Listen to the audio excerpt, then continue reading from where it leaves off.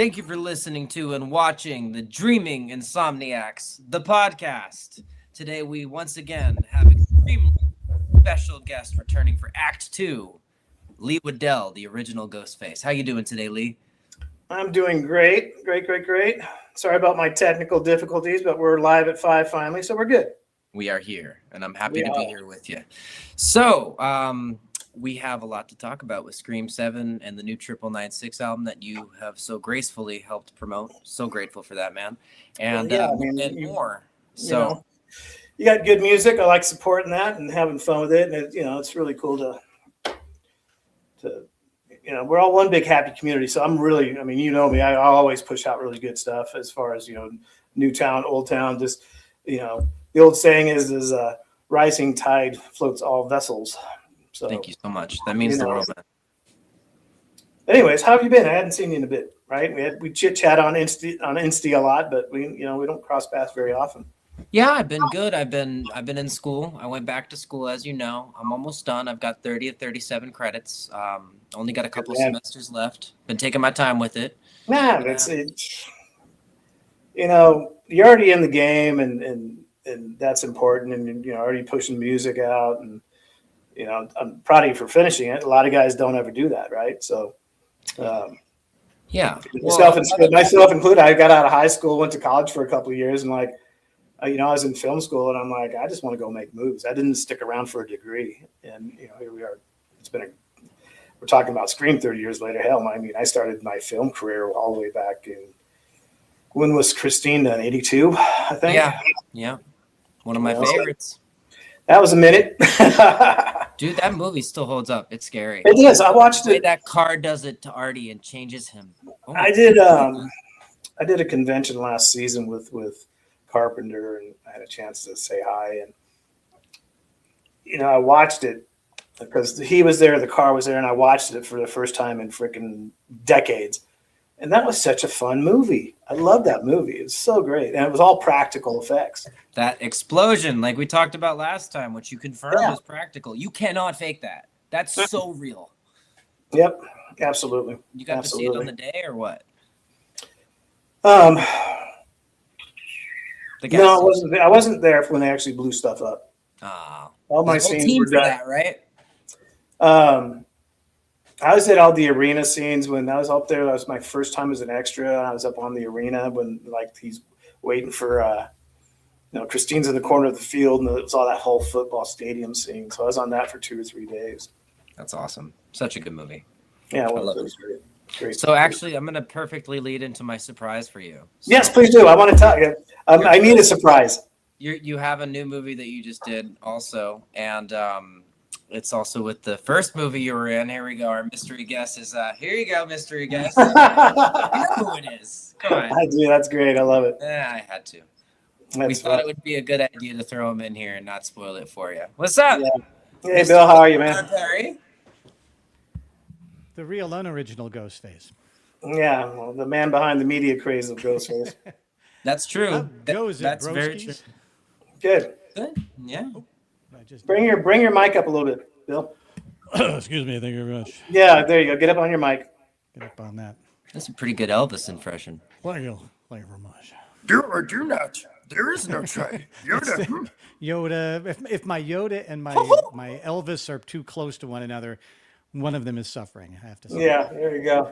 Oh no, I got to chill on the impressions that Disney owns. I don't want to get sued. Yeah, that's it. Yeah, and they own everything. I think they own all of us.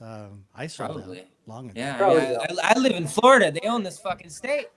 They definitely put Florida on the map. And they own all of my films now. 20th Century Fox they own. The only thing I think they don't own is Warner Brothers stuff.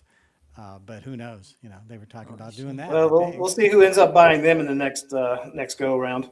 Yeah. It's weird because in the 90s, didn't Disney own Miramax? Didn't they own Scream technically? Yes. Disney put out Scream.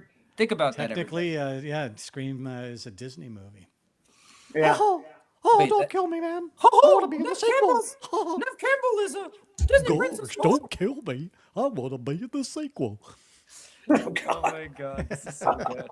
That's funny. I didn't think we were going to go straight into impressions, but hey, why No, not? I got. You know, usually you got to go to Vegas for this kind of.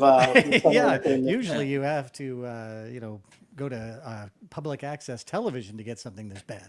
Pay us now. And hey, speaking of 30th anniversary, I don't know. Hey, Look at those. Hey, look at that. 30, is this backward to you guys? Do you see this? No, it reads no, right. we can see it. Yeah, that's amazing. And I love it. wait, there's more. Ooh, merch. That's fucking awesome. I cannot wait to get down to Creep IE this weekend and start giving that stuff away. You know, my birthday is in September. I'll be 30. What an interesting fact to bring up. Nice segue. Well, the reason is because Yes, where is my I stuff? share a 3-month apart birthday from Scream. And it's there you go. only 6 the months. year I was born. Only 6 to 9 months away. Interesting that you mention it now, huh? Yeah, right. No, I was born before the movie came out. September before. Oh, okay. Yeah. No. But that's funny you say that because my cousin came over the December before that.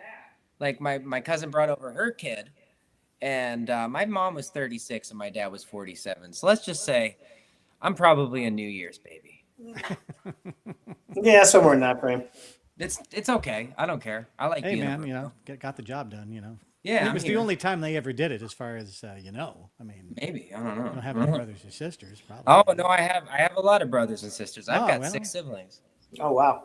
Yeah, big family. I'm gonna try was to a shit engage my show. filter and not say anything at all right now. Well, it's funny because when I was 6, my sister Jessica, shout out Jessica Murphy, prior Jessica Bishop, she let me watch Scream 3 because I fucking begged her. And she did not want to let me watch it. She said, "You will regret this. You don't want to watch this." I was like, "No, I do. Please." I regretted it for 10 years. I got a chance to look at the original Scream script before they made it, and I was doing some work with Wes. I did his website for a while. Yes. And Wes Craven. and I saw Wes the Craven. script. I saw the script and I said, "You'll never get it made." And he said, "Why?" And I said, "It's too freaking intense, dude. It's gnarly. It's gross. It's too violent. It's too whatever." And he's like, "It's going to be funny." I said, "This is anything but funny." And I remember reading the scene where Steve gets it.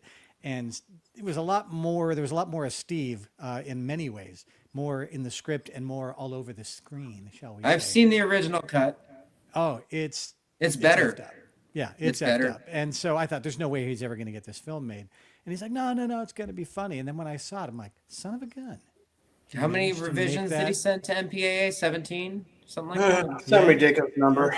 Yeah, 17, or was it NC 17? Was that it? Yeah. Well, that's what they wanted to give us originally before we started Yeah. cutting.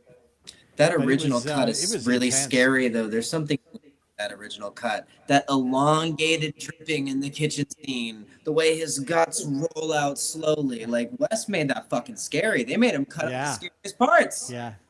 Well, you got to remember back in '96 that the industry, the world was different, right? And here we are butchering kids, right? So 20-year-olds playing kids, but my point is, Saying it is, emerging it's like years- As long as you Yeah. give a trigger warning, you can rip anyone's head off. It's just, That- you just you gotta can, let that's them true. know. But Let them that know. cut it's 30 years exists. ago, you couldn't. No jump scares. that original cut exists. It's been 30 years. It's time Yep. that we get a 4K release. Not just on that weird VHS you can find barely nowhere. No, it I needs mean, to be updated for you 4K. think about We it, need you compare it to something like Terrifier, and this Yeah, looks like it's freaking nothing. Mr. Rogers, That. in comparison. that. Right? I also want to see Wes's original cut of Scream 4. Quite upset about the way the Warthog ruined that movie. You know exactly what I mean. Anyways, So, yeah, let's move on from that. let's move on. And not because I don't want to see us all Scream night. 7 is back Let's in the stay hands of the negative. creator, Oof, Kevin Williamson. He is the director. How He excited is. are you guys? he is the man.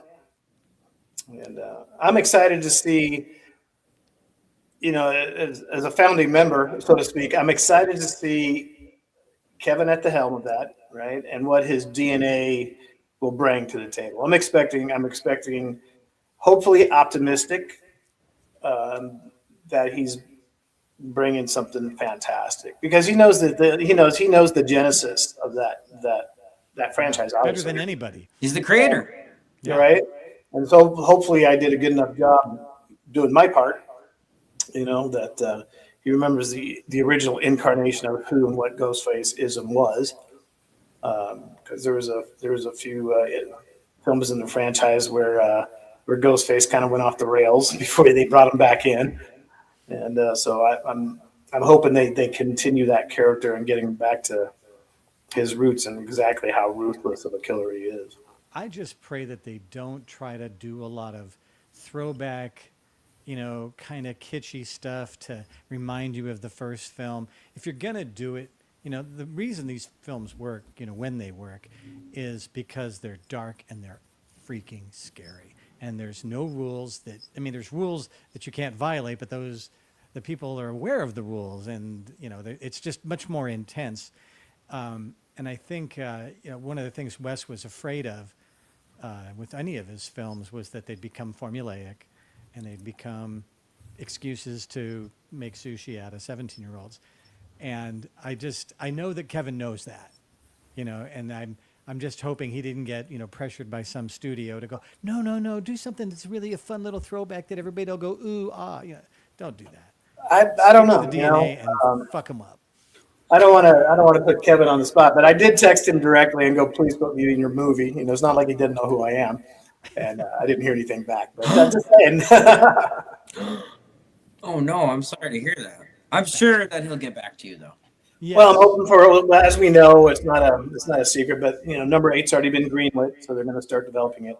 Yeah, they're going to be busy. I'm sure he's going to have involvement. I kind of hope he gets to direct his own trilogy. That'd be cool. That would be great. I'd love to see him do it. I mean, he's more than qualified. It's not like he hadn't been in this business a long time, right? With a huge track record.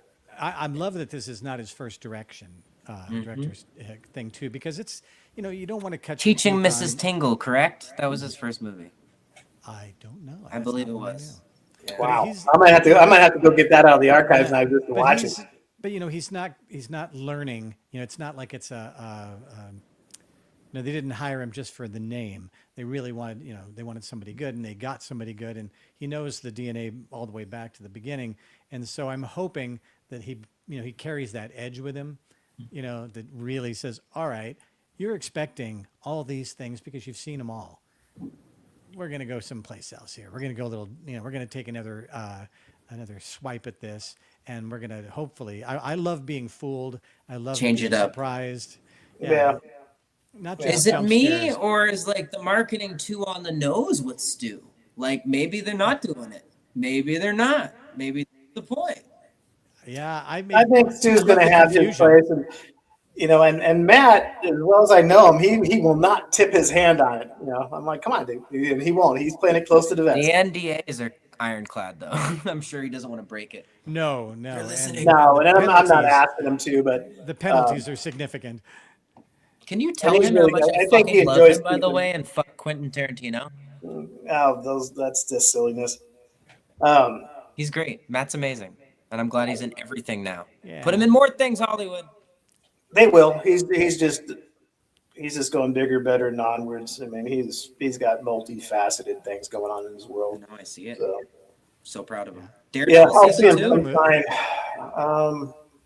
I think I see him in March. I think we were going to do a con together then. Awesome.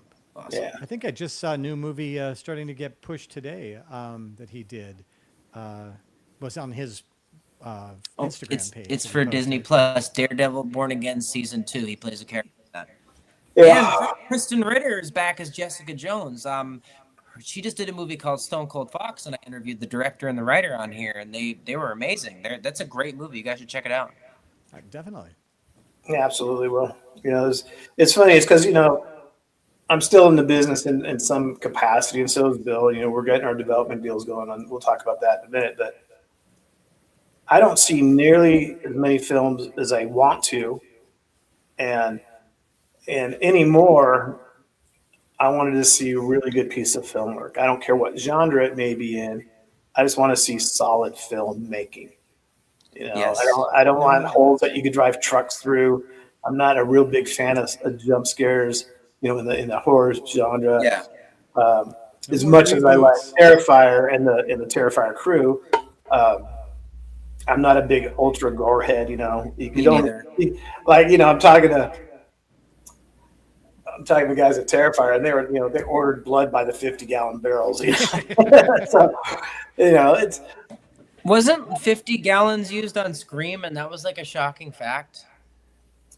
I would say that's probably more than you'd ever use. I mean, unless you're taking a bath in it.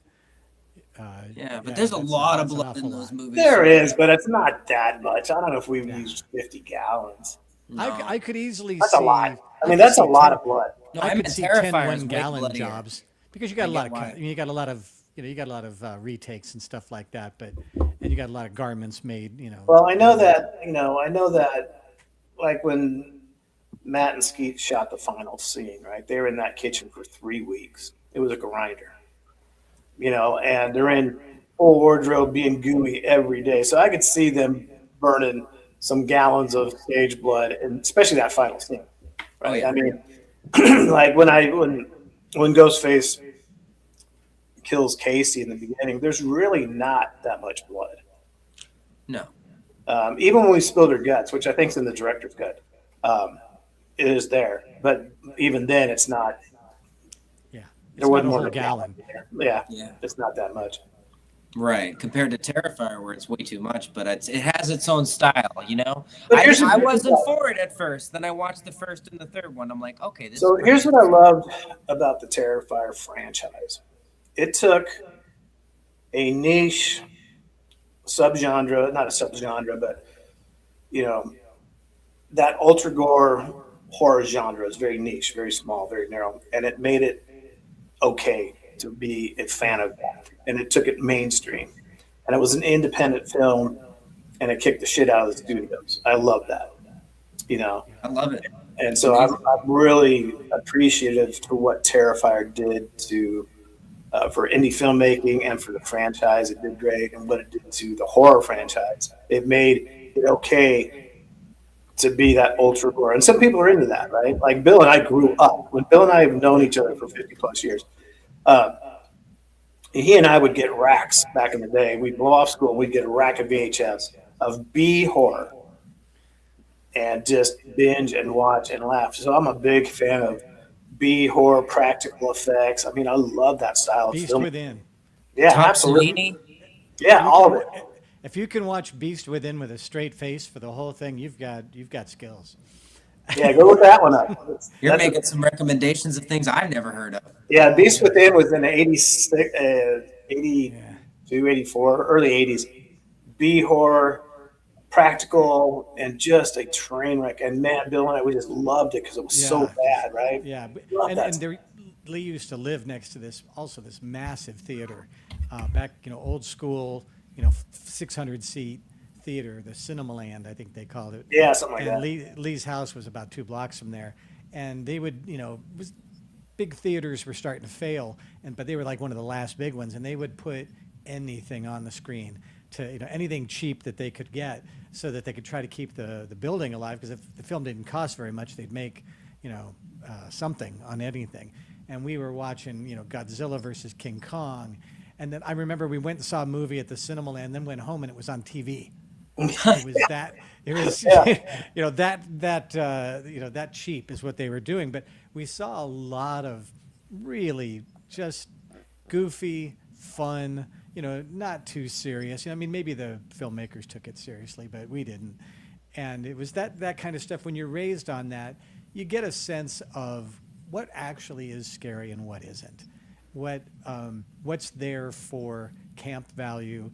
I mean, we were too young to really understand sometimes some of the jokes that these guys were making, but that's how we learned, And I like that stuff. Like I said, Terrifier is not so much my game, just because I'm a very empathetic person, and seeing someone suffer is hard for me. I have only watched 1 and 3 once, and it was a lot for me, and I had to take breaks. Like, it's a bit too much for me. But I've tried. Fair I've enough. done it. Fair enough. But I've done Like, it. I gave it a what was chance. it? Dario Fulci's Zombie. I went to go see that when I was about 16. I remember it vividly. I can still sort of taste the vomit in my mouth. It was so gnarly. I walked out maybe 30 seconds into one scene, and my friends are like, "Whoa, what are you doing out here?" I'm like, "I'm here to see the Chuck Norris movie that follows." I can't watch zombies pulling people's guts out and eating them. Too much. Too much. Which is ironic because he played a zombie in a lot of his career. The irony is, Yeah, you the know, irony. I'm not a fan of like really super. I'm a fan of horror, yes, but there's some of them work for me, some don't. And then I did like 12 of them. I mean, then again, though, that Freddy Snake Dick Dream thing that you did, scene from Nightmare 3, Dream Warriors. Yeah. That's Yeah, pretty they- gross. That's pretty. That's Well, you know what though, but it's fantasy scary. Yeah. To me, fantasy scary. A big snake, big penis snake. Everybody has that dream. I did hear theories, or I heard something about. When I Kurt was Russell 13, throwing yeah, up I on had the that. thing. I heard something about that because the practical things look so real. That doesn't scare me as much as something really I had a big fear of real actual like the Zodiac killer and Yeah. when we were in high school in our part of town. Richard Ramirez was doing his thing. A friend of mine's neighbor was killed by the Night Stalker, so that was very real. And as much as now we can look back on that, and they can make a movie about it, and they can do Ed Gein, and they can do Monster, and all these things, and they're Exploit great it. films. It's when you recognize those are real people dying. Yes. It's a little for me at least. I'm sorry, I don't mean to tell. No, I anybody- agree. I'm the same Tell way. anybody what they should enjoy. I But those prefer for me fiction. are a little intense because it's like, ooh, I mean that's a friend of mine's neighbor. You know what's a favorite of mine Yeah. for fiction is Dexter, because that's not Yes. real, and he takes out bad guys. It's so cool. Yes, I do like the double entendre. serial killer of that that. kills serial Yeah. killers. Yeah, I like that. It's a fun yeah, spin and a on great it. and well written show. Yeah, the well written. endings, they ended it twice really poorly. It's like, God, you guys just stop trying to. They end fixed it. You They could brought have it just back. walked away. Just walk away.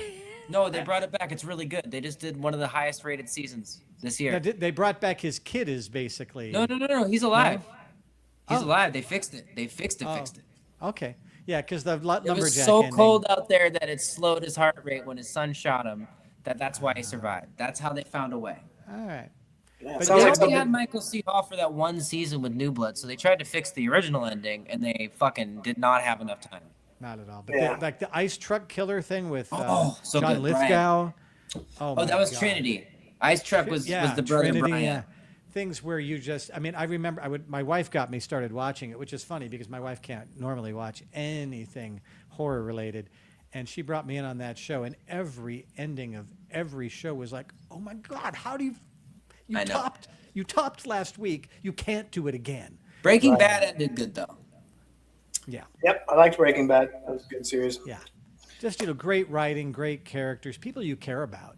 I mean, that's to me is the defining element of all of these things is if I don't care for the character, I don't care what happens to him. Yeah, exactly. Same with Scream. Like, look at Sydney's development through each film. You end up growing to care for her more each time she survives it. And she's a badass, Yeah, she I is. love a good female who isn't, isn't just running away. She's like, bring that shit. I'm not afraid of you. And, Well, she's the final girl, right? So yeah. She really turned badass in the last 10 minutes of that first movie. Yes. Because she was scared, but then full on puts the costume on Not and throws my it in the movie. chest.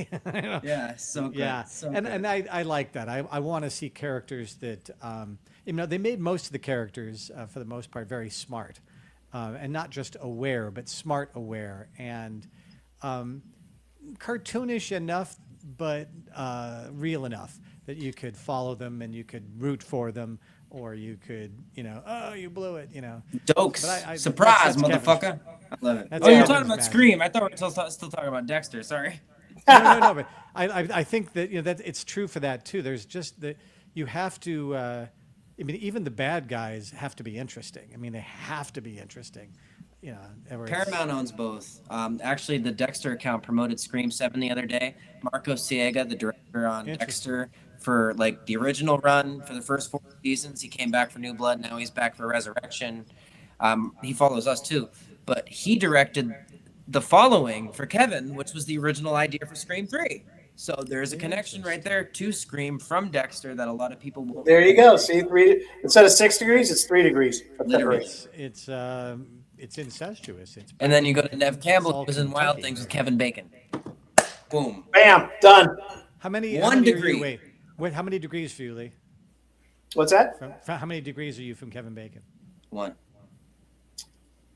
Did Probably you never do a about movie with, 2. you didn't do one with him. I Well, don't no, think I ever 'cause- worked with Kevin, but Haberstad, a good buddy of ours, Jeff, doubled Bacon for a bunch. So Yeah. I was back. I'm 2 degrees away because I worked with Bill Paxton. Bill Paxton did Apollo 13, so I'm two. There you go. Two down. Lee's So you one must have worked with somebody. because he did Scream with Nev Campbell, who did Wild Things with Kevin Bacon. So there you go. There you go. You're only. Yeah. Right And there. so, anyways, It's a fun Enough game, Bacon fun little talk. game. it is fun Yeah, game. let's talk about your movie, Which one? the projects you have coming up together. That was the whole. Oh point man, that's for gonna be you. hot. Oh yeah, yeah. In fact, I have it. No, I don't have it up here. I just printed a bunch of scripts. We're pitching some folks right now, and going back to Terrifier, Catherine Corcoran is going to be producing this film.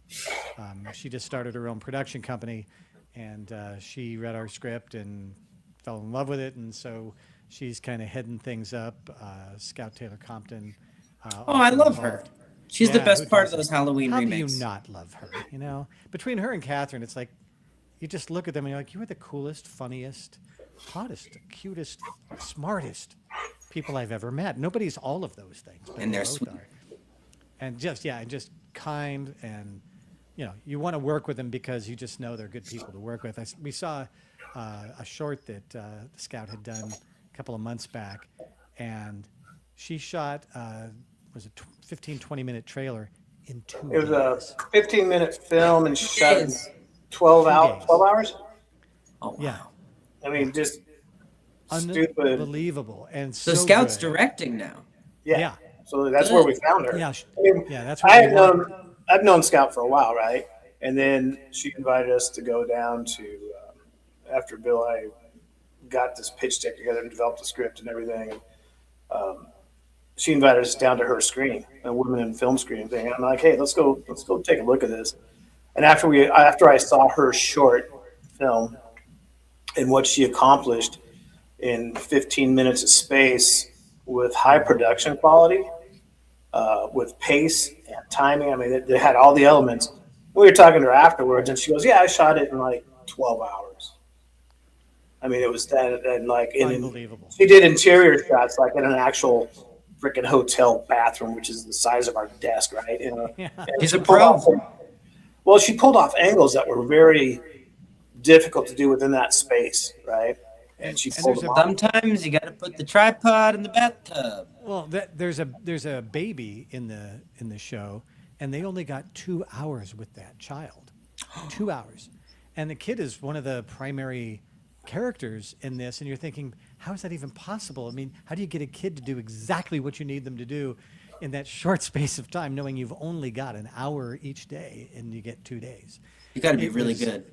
Well, we So- decided, two things. Number one, her sensitivity and her direction is really, really strong. But I also want someone who works like that, who works fast and smart and knows what she wants out of her actors and gets it.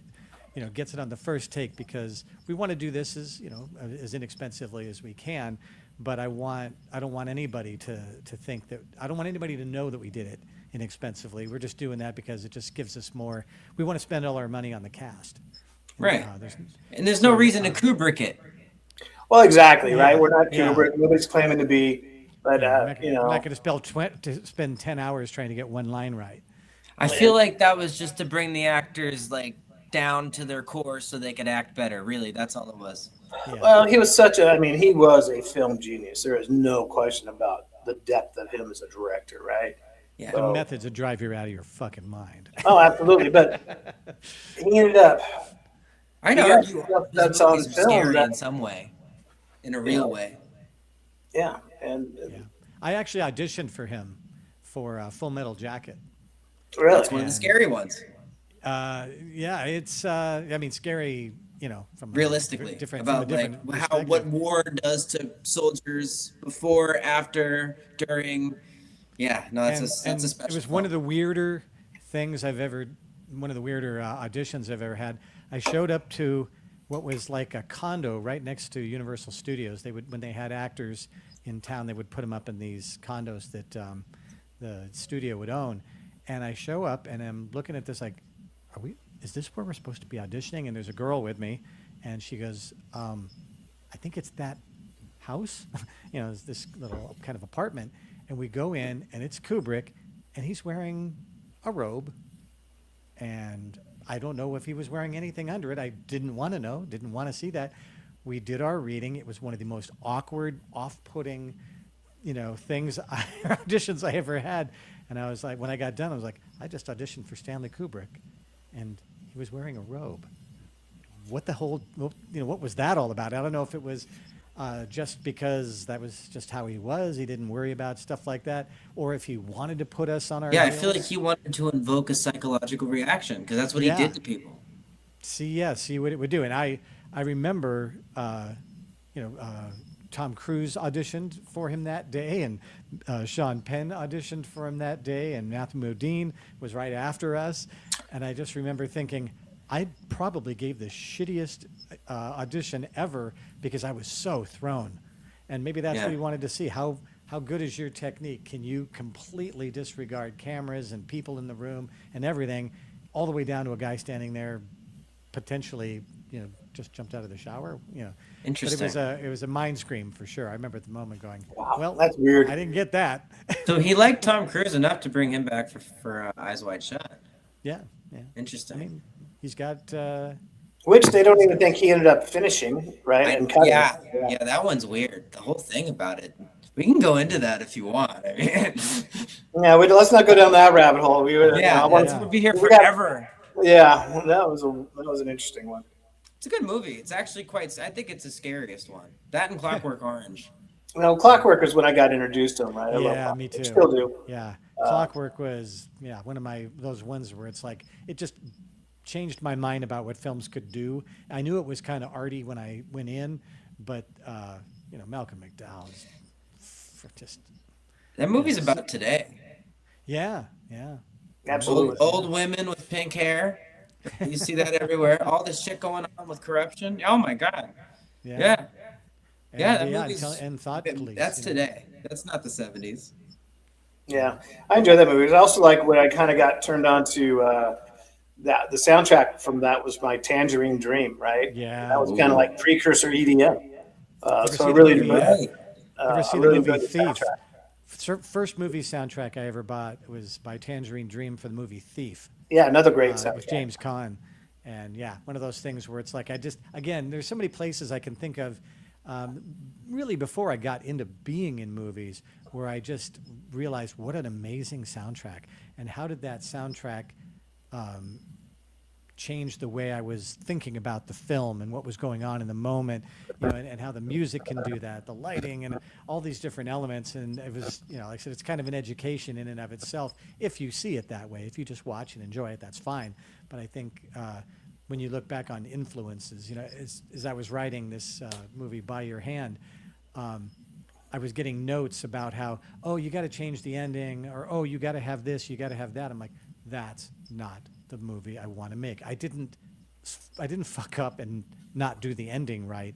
I did the ending exactly the way I want it, and I hope it traumatizes you, because that's what it's supposed to do. And I don't want anybody telling me how it should be done. And I feel really proud of the work we're doing with it, because we're not paying attention to anybody's expectations. It's like, no. In fact, somebody even told me at one point, well, no, you can't do that. It's just devastating. I'm like, that's the word I was the idea. looking for. Yeah, I want to watch it now. That's the goal, not the mistake. This is making me want to watch this film. Well, let us get it made. It'll be out. It'll be shot this year. I don't know if it'll be out this year, but we'll shoot it this year. And If you there's need actually an actor, I'm here. we wrote the sequel as well. Yeah. So there's some wild talk about if it's going well enough, and people start to see the vision that we've got for it, that we would shoot them back to back, which would be a lot cheaper too, and we'd be able to keep the same actors and continue the story the way I want to do it. But it's really it's one of those things I want people, when anybody reads the book, they're like, I stopped for 3 days. I'm like, I know what page you're on. I can tell you exactly where you are. And they're like, how do you even think about that stuff? Isn't it just make you cry? It's so sad. I'm like, yeah, it took me about 3 days to write it. And they're like, damn, that And that's why was you not what I understood. wanted. It's not what I wanted. It's not what I expected. It's, because I don't like formulaic stuff. Do we I have don't to wanna have know a where it's- forced happy ending? I mean, reality is Well, always happy. that's some of the notes. Your good point right there is that we got notes saying like they wanted to put the bow on the ending, and we're like, no, because that's not. They threw a formulaic pitch at this thing, and I'm like, but this is a non-formula script. Yeah, and the people who've read it, like the scouts and the Catherines and the people who read it, once they get there, they're like, damn. This is not some Scooby-Doo ending where it was old Mr. McGregor and we got away with it too. I was so steering away from that when somebody had said to me, well, first actually when I wrote the first book, my publisher came to me and said, hey, I need a sequel. And I said to Lee, no freaking way. I don't like spending time in this very dark place. And I said, plus you can't do it. And Lee gave me an idea. He said, well, what if? What if? And he gives me the idea. I'm like, what if he was in the sun long enough that he didn't die? Yeah, yeah. What if he was in the snow and then? No, but Lee gave me this what if, and I was like, They know it's ridiculous, by the way. yeah. Well, if you can own it and move on. That's what they did. That's exactly what they did. Yeah, it's like, hey, look, people want this. Yes. Let's just fuck it. I promise you, the writing will improve once you And buy it this has. premise. Once you get past the first episode of Resurrection, when they do it, and it's all set up. Yeah, and and you do one of these. And move on. Fine. Now, can we get back? Now, give me an ice truck killer. You get it. You get more. You get like 5 of them in one group, run by a billionaire, played by Peter Dinklage. There you go. Yeah. See, that's And they're all to A-list me, cast I'm members. willing to buy in. if you're gonna earn it. I do get me recommend back though in. The Bridge. They made a prequel, an entire season taking place in 1991. I've had 4 people from the prequel on the podcast, as well as 1 from Resurrections. And watch the prequel first because it takes place between. All right, we'll go there and do that. Yeah, that's just a great series. Bill wrote the scripts, and I'm going to come on as one of the producers on it. Me and Catherine. We'll throw him in there. I don't know if we'll kill him, but we'll throw him in somewhere. We'll find something nasty to happen to you. Yeah, there's some interactions there later, maybe on the part 2. But my point is like we have this great cast that we're putting together. I can't tell you name type deals because nobody's 100% on. But mind-blowing shit. It's like from a producer's point of view, sometimes you save a lot of money when you do 2 films at the same time. And there's all kinds of union rules and some other nuances you got to be aware of. But I'm like, it's still 50% cheaper to make the second one. Yeah, I mean, because think about it, you're geared up, you got the same crew, the same cast, the same pretty much. Make them back to back. Yeah, concurrently in some scenes, right? So instead of doing a 2-camera scene, we're going to shoot a 3-camera scene, so the third camera gives a weird point of view that the viewer doesn't realize that's in the sequel. They're like, well, that's out of the first film. I remember the scene if they're watching it. That's not what it looked like. But it's a whole different point of view. Yeah. Fucking ingenious. We're throwing some really interesting stuff, and when I wrote the first one, I said, "This is scary. This screwed me up. It's hard to watch. It's not hard to watch in a gross out way. In fact, there's very little actual gore per se. What there is stuff where it's psychologically messes with you. Yeah, there's right the whole thing's a psychological thriller. People are like, "Oh, it's a horror film." I'm like, it's more like a psychological. Not by most people's estimation of a horror film. In fact, I call it a thriller. But there's a thing that happens in the second when I saw Aliens, I'd seen Alien, of course, and when I saw Aliens, I said, "Wow, everything was amplified. Everything was bigger." That's what I thought. The stakes were higher. The villains were worse, but you didn't know who the villains were. Sometimes in the first one, the villain's the android. In the second one, the android's actually kind of the hero. In some respects. And the villains are the aliens, and there's a lot of them. Yeah, and so I decided, if I was going to do a second one, bigger, louder, more traumatic, more gnarly, more what the fuck moments where people read and go, God, I thought you were funny, but now I think you're funny. No, not funny ha anymore. You're funny fucked up, dude. My wife's a therapist, and my brothers and my son and some other people read it and said, "You really need to talk to somebody." It's my wife's a therapist. my. Like, you need to talk to somebody better. Oh my. Yeah. Well, that's Which how I you love. know I you mean, wrote you know, if you're gonna go effective dark, piece, man, though. go under the bed dark. Yeah, you go know? for it. Yeah. Yeah. So that's, between doing the con stuff and then obviously the social media stuff that Bill does, and then, trying to get this the film's going great. I mean, we've got a lot of ground as far as pre-production on it. And, Crazy. we're going into funding next month, and Good. then and that's and then trying to get everybody's schedule. Money's not, I'm not going to say money's easy, especially under today's economy, but trying to get people's schedule to line up, that's the challenge, right? You can usually get talent and you usually get money, but then trying to go, okay, hey, so and so's available this month, but not in that month. And then you're trying to bounce stuff around. I'm like, okay, well, we can get him, but then her's not available. Okay, we got those two, and all of a sudden, Yeah. Scout's busy. Do they have to So be in the same scene? the scheduling is insane. That is the most difficult part of filmmaking so far for me, is And I trying to have get nothing to do with it, schedules thank God. to happen. I struggle with that as a musician, so I relate. Well, you schedule as a musician, but even doing your pod like we're doing here, right? Yeah, it's the same thing. It takes a small act of Congress to get your guests lined up. I mean, how long Yeah. did it take you and me to work out the second Except one? for me, I It's was been available. 3 years. Oh fuck! Don't make me feel bad, Bill. No, I'm always available. I'm just It's been 3 years, I'm but just I've been sitting busy here in with my room. school, and you guys have been busy with your stuff. We've Yeah. stayed in contact, so it's not like it hasn't been No. there. We've been planning and this then- for a while. Yeah, but And with, How long with it the took. 30th anniversary, Lee's going to be a really kind of hit and miss to try to get his schedule to match up. Right. And then I've got the 35th anniversary of People Under the Stairs and a couple other things. So whenever there's like a big reunion on a big reunion year, there's always a lot more going on, and that's also true of some of the actors we're talking to. It's true certainly for Scout. It's true Yeah, for- next year will be the 20-year anniversary of Halloween 1, the remake. So yeah. Yeah. Oh shit. it's really fun if you look at it right now, because I'll see Robert England again this weekend over at Creep, and I've worked with him all the way back. Fucking love Robert. And it's, I think, what's Nightmare 1, 35, 40 years old. Yeah. Wow, that's crazy. A crazy Yeah, number. it's got to be 40. It's got to be 40. Still scary. Yeah. Yeah. So, I'll, the era of filmmaking that I was in and William was in, all those guys are coming up on anniversaries now. I mean, 20-year anniversary is okay. And I'm not saying it doesn't mean anything, but 20 years nowadays is like, now we got 30s and 40s and freaking 50s are coming up with Halloween.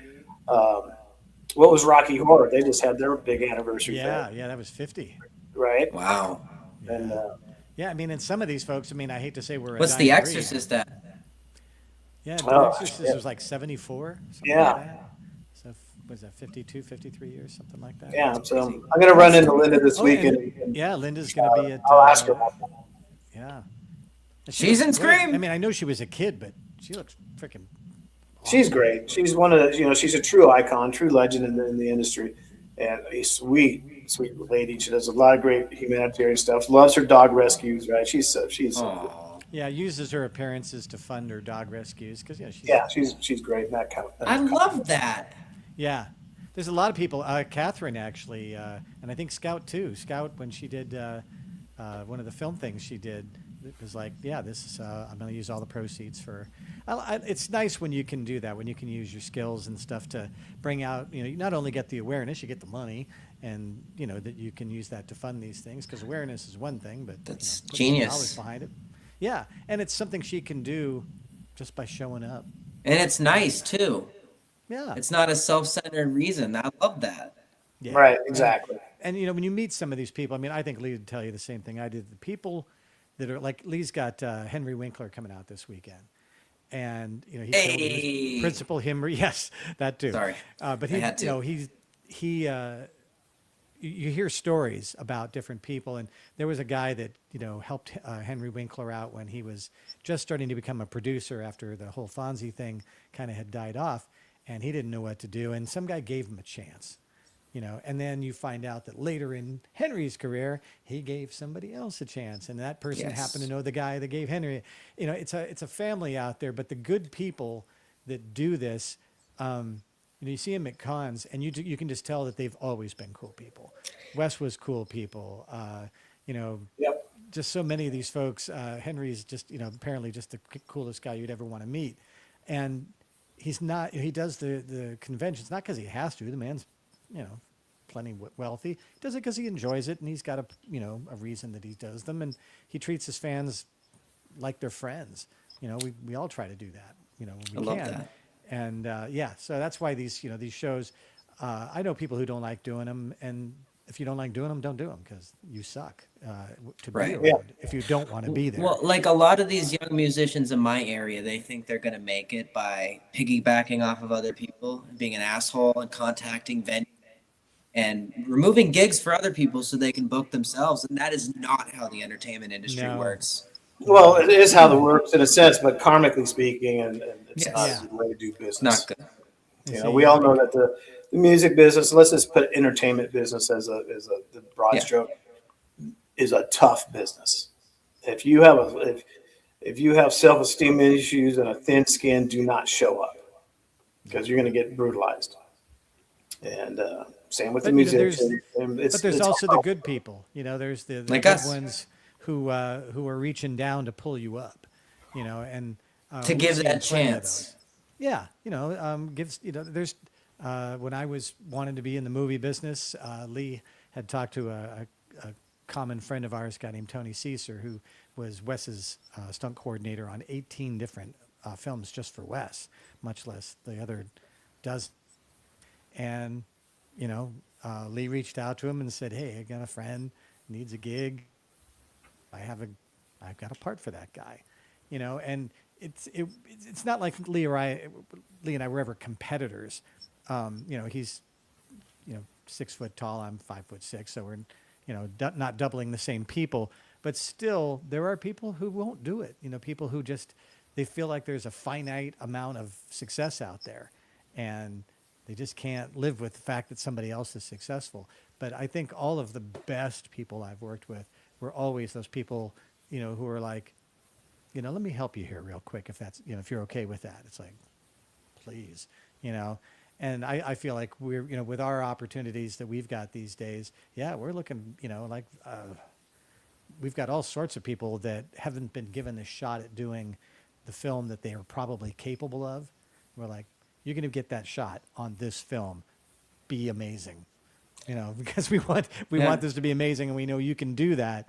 Be that, you know, person, and they are, of course, you know, they'll walk through fire for us because we're giving them that shot that we had when we. I never told you guys this, but I started music because it was the more affordable option. But the whole time I wanted to be a filmmaker. The whole time. I just did a short. I put an interview in it. I sent it to you, right, Lee? Yeah. Yeah. So that's pretty good for a shot on an iPhone and no budget. I can Right. make a short. And then but see, that's the great thing about which time we're living in right now. And, you know, being an old school guy and filmmaker, right? You know, 15 years ago, we didn't have the opportunities we do now, right? Because you can sit there and produce a piece of film, piece of art on your phone, or hey, you got 3 guys with the same, you know, iPhone, you all shoot a different angle. But anyways, you have opportunity now to shoot that in 4K, edit it, hit On your send, phone. and blast it around Yeah. the world, right? And 1 million people could see it. That There's didn't an happen. example of good. that too. You know that It's not new about the triple tool. net- It's about the Sorry. skill of the person using it and the content that you're doing. If you're a shitty filmmaker making a shitty film, you're going to get shitty results. But, you know, somebody who's got a great idea, you know, a concept and standards, you know, about what they want to do, you can do it. I mean, Damien, you know, and the guys on Terrifier, they said, we're going to make this film. And I think it was $50,000 budget, something ridiculous. His original one? Yeah. Oh, I God. actually really liked the first movie. I just can't really look at the Saw scene, you know. And Yeah, right. So I forgot what his original budget on it. I mean, I think he did it on credit cards. It was nothing. Yeah. so he pulled a Kevin Smith, Yeah, for the most part. who also Jay and Silent Bob follow us, which is insane. Like Kevin knows who we are too now. Yeah. Yeah, They're in and Scream 3. But that's but Um, that sort of vibe, that unstoppable, cannot stop creating kind of person, you know, is still out there. But fortunately, my son's a musician; he's a drummer, and he just started his first album, and he's got a great recording rig at home. Records, digitally. Can send his work to another guy and say, Yep. throw your guitar parts on or put your bass part on, Could and not do that 15 years ago. yeah, you could To the not. way Yeah, we can or you now. could, but it was not for the average Joe. No. You needed to Now, pay for cloud storage, and it was way more expensive yeah, back then. all of that, right? yeah, So look at the opportunity. I was just talking to somebody the other day about, he's a young guy, wants to do film. He's like 16 years old. I'm like, then do it. If you want to act, direct, do Shoot whatever. It something. doesn't matter. Use your phone and a tripod and a ring light. That's it. Yeah, and let's get down to work, right? And then Yeah. blast it out there. And this as an artist, as artists, we want somebody to see our product, right? And so, like, as William and I develop this film out and it gets done, like, I'm pushing really hard to have a theatrical. I want to see our film on the big screen. So a theatrical release is important, and not just one. I mean, I want 100. I'll tell you, one of the best That's days a of my fair life. goal. It is. Yeah, I It's mean, realistic. I think Lee would have this same experience. I remember the first time I had a speaking role in a film, and I go to this theater in Pasadena. It was one of those big ass theaters they used to have back in the day, and I remember my scenes coming up, and my heart's just pounding. And there's a sold out theater, and there I am, 90 feet across. That's awesome. And it was everything I ever wanted to do from the time that I was 5 years old. It was the only thing I could ever imagine that I would ever want to do for a living. And now you guys are doing it together, making and your then- own yeah, film yeah, based and- on the book that you wrote. How cool is yeah, that? so and the sequel that Lee's idea inspired. So those moments are really big, but the whole reason behind it, somebody will say, "Hey, I found your book, and really fucked me up." I'm like, Great. I'm sorry to tell you how much glee that gives me. Because that was the point. It means that Yes, that was always the point. the characters I created and the situations I created, I did it well enough that it stuck with you. And as an artist, that's your thing. I mean, you play music. When somebody says, "Oh my God, your song, your album is just like a soundtrack to my summer," I know that song better than you do. You're like, you really liked it that much. It really speaks to you. And that's all you want. I don't care if, the first time I got a review of my book and somebody said that they liked it, it was like, Wow. if I can die happy, just one person, you just Yeah. want to reach somebody. Same. And then when it gets Yes. bigger and bigger, you love it. But the whole idea that your art speaks to someone, whether it's a stunt or a script or a song or even just a part of a song, somebody's like, "Oh yeah, it's like my favorite solo of all time." And you're like, "Oh, I did that." That's so Right. cool. Yeah. So And that's so I as much as we want this film to be a success, I want it to be a success in that so many people see it and so many people are affected by it and so many people get what we were after. If you do I that, can't wait. the money comes. Yes. The money comes by the success though is not, to me, entirely defined by the money. In fact, it's probably about 20% of my thing. Now, I'm not saying that to investors, but for me, the goal is that it gets out there, that we create something. I told Leah, I don't want somebody to say, "What a great first film." I want them to say, "That was a great film," That. and not know that it was, the first thing I wrote. I just wanted them to enjoy it and be traumatized and fucked up by it and unable to think about anything else for 3 days. That's yay. We did it. Sounds like what happened when you read Scream for the first time, or Scary Movie, as you call it. That's not a surprise. Yeah, that's a great note because, and there's been other ones where I read it and just went, "Whoa, Yeah. God, dude, that's so You know what good." movie does that to me every time? It's got one of those endings. Is Halloween 3. Yeah. The night no to one say it. comes home. Turn haven't it off, shut it off, and you don't know. Oh, that's chills. Yeah, Damn. there's something about that where somebody gets in your head like that.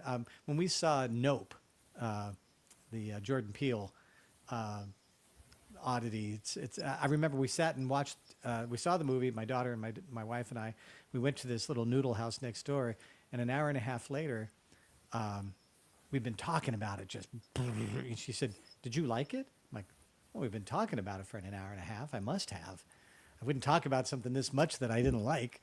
Yeah. I might have been confused. I might have been a little thrown.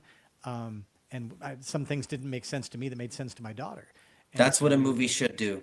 yeah. Yeah. If you think about it later, you're like, oh God, I never got that metaphor. That's interesting, And I think our film has some of that too. In fact, I think that's what actually. Well, it has a lot of that, Yeah, it really nailed Catherine, because the first thing she said to me was, "Oh, the themes that you write from, oh God, they just absolutely just punched me right in the gut." I'm like, interesting, because I didn't write it from the perspective of trying to, punch you in the gut, but cool.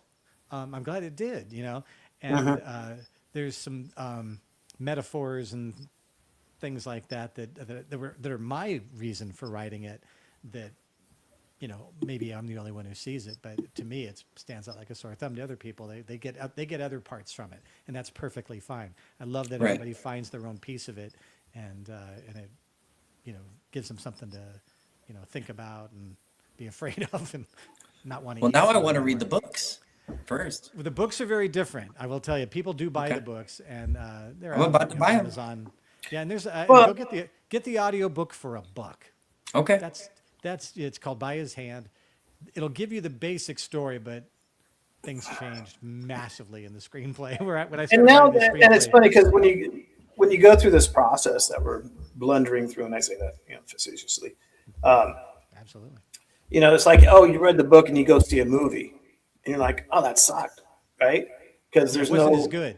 Yeah, it wasn't as good, and it's not like it was a bad movie, but you have this buildup in your brain, because you've read the movie or read the book, and you really want to go see the film. I mean, you can't take a book and make it into a movie verbatim. It's a mini series, Yeah. So you got to kind of take the gist and let's get down to business, Or if you're in love with the character of the book, then you take off on that character's shoulders and you guys go have adventures and something that doesn't necessarily mean it's out of the book. But I think where we've got a sort of an advantage, I guess, at least I see it as an advantage, Stephen King's best films, stories that became films, in my opinion, almost always were his short stories that became full-blown films. Shawshank Redemption, Stand By Me, The Green Mile. Those were all short stories. Those are the best Stephen King movies. Yeah, I mean, now you can get in there and you can say, what about Dead Zone? Ooh, so good. Christopher Walken, so good. There are other ones out there, but to me, what's happened here is my stories, By His Hand and Out of His Mind, are only about an hour. This is a 60-page book, so it's kind of a long, short story or a very short novel. Right. The film version, I got to give everybody blood and skin and hair and nails and full on details that you didn't. Yeah, exactly. Because you got to paint the character, right? Yeah, so I was build able the character to infuse them. So the screenplay, when I wrote it, somebody had asked me which is better, the screenplay or the book, and I said screenplay. And they said, "You're so sure of that?" I'm like, I love it more because these people are much more flesh and blood, not pun there. I mean, not a turn of a phrase, but they might be losing some too. Yeah, exactly. I had the time to visualize, and the screenplay in a book is very different. When you write a book, you can say Bill thought to himself, and you can say whatever you want. In a film, if you don't see it, you don't hear it, it didn't happen. Right. So you have to give the actors a chance to put the flesh and the blood and the hair and guts and all that to it. And you got to give the director a chance to see your vision and then find a way to make that visual. So it's a very, very different bit of writing, but really good to do. Really fun. I think it'd be like if somebody gave you a story and said, okay, I want you to put a soundtrack to this, or make this into a rock opera. You'd be like, ooh, wow, that's a whole different medium. It's not the same here. What somebody says doesn't always rhyme, or doesn't always work for this genre of music. So I think there's a lot of parallels to that, where you all of a sudden it's just a different medium and you gotta think differently. But like I said, I don't want to spend all this time on it. But I'm really looking forward to bringing it to you. Lee and I have been working. I mean, we talk 5 times a day. What can we do today to inch this thing just one inch forward? And a lot of good things are happening. Things that shouldn't have happened. Things that just happened by sheer will. That I can't wait to have people that I've talked to about this see it and have them be fucked up. I just want to see that look on your face where it's like, what's actually wrong with you?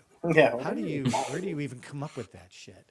Every time I would, like Lee told me, hey, I need you to write a scene. And I wrote it in about 10 minutes. He goes, this is what goes on in your mind? That is great. So good. Because I love shocking people and go, oh, fuck, dude. That's how you write a short story, man. You gotta shock the audience. And I think I write them with the idea of screwing with people who know me, because it's Lee would read it and go, I know where this comes from. Yeah, that's true. And you're a sick fuck, dude. That's not cool. Yeah, that is not good. The sure way to piss someone off when you're writing one of these is to end it with "it was all a dream." Yeah, I learned that when I was like 15, writing short stories at summer camp. He's like, "Wait, what? This was a great story, and it was all a dream? You can't fucking do that to me, man." Yeah, exactly. Yeah, and to me, I don't like the. I don't like an easy ending. I like something where it ends and you're looking at the screen going, "You can't be fucking serious." Yeah, I love films that do that to me. Like the one that did that to me, No Country for Old Men. Yeah. Nasty film. Hated that film. Yeah. I loved it because it was so well directed and written, and I'm like, oh, well acted. But the ending on it just brutal. So uncomfortable. Yeah. That one, the way it's shot too. Or R7. I was just actually watching, Seven. Prisoners with Jake Gyllenhaal and Hugh Jackman. That one's one of those for me too. I don't think I've seen I saw some. I saw some not behind the scenes, but I saw some scenes from that thing, and freaking intense. It's one of those ones you watch once and never want to watch again. Sinners sounds really intense. Yeah, I haven't seen Sinners yet, but you hear so many good things. Yeah, I've heard it's good. The Oscars really good. And all that sort of stuff. I hope it's as good. Me too. I hate to say it, but so many times I get disappointed by somebody telling me something's so good, and I don't know. Maybe I'm just a prick, but my standards are pretty high. Birdman wasn't that good, was it? Like, come on. I love the. I'm with you on that one. I love Whiplash the way it was better. Which one? Whiplash. I'll go with them. Yeah. The Birdman just kind of felt like, okay, we're all going to overact this stage play and make it look like one shot just to win the Oscar. It felt like they were trying too hard. I mean, I have to say, I really loved Michael Keaton's performance. Yes. And it's a great commentary on him as an actor, too. Yeah. Watched a retired guy who played a superhero in the past, and now he's had his resurgence since. It was great. Great for him. I like the, I hate to say it because I'm an actor myself, really deep down. I'm first and foremost an actor. And so when I see somebody's performance where I am so lost in their performance that I forget that's, oh my gosh, I got it. That's I can't believe you got that out of Michael Keaton. This is the same guy that was. Yeah, his acting's really good in that movie. Yeah. So sometimes. But he's really good at Batman. You want to get nuts and he fucking breaks the glass and goes crazy. I mean, that's not typical Bruce Wayne, but I'm okay with it. I like the idea of an actor, doing a role that you wouldn't have expected and getting so into it and so, making such a statement with it that you now can break out of the character that you normally see them as. Yeah. Right. But I'm with Bill on this one. It's like we all know how to make movies, so to speak, right? And so I could tell a film, for me personally, if a film takes me to where I don't look at film technically, I know it's a good film. Even though maybe nobody else appreciates it or whatever, but if I could watch a movie and somewhere in that film of 90 plus minutes, I don't look at it and be like, hey, nice shot. Hey, nice lighting. Hey, nice camera. Even though I know somebody in it. That's right. And so for me, if I'm watching a piece of film and a movie at large, I could tell it's a good piece of film work when it lets me just enjoy the process of watching a really good, solid movie. And I don't think about the technical aspects of it making it or how they made it or how they do that shot. None of that. I just get absorbed by the characters. That's when I get excited about watching a movie.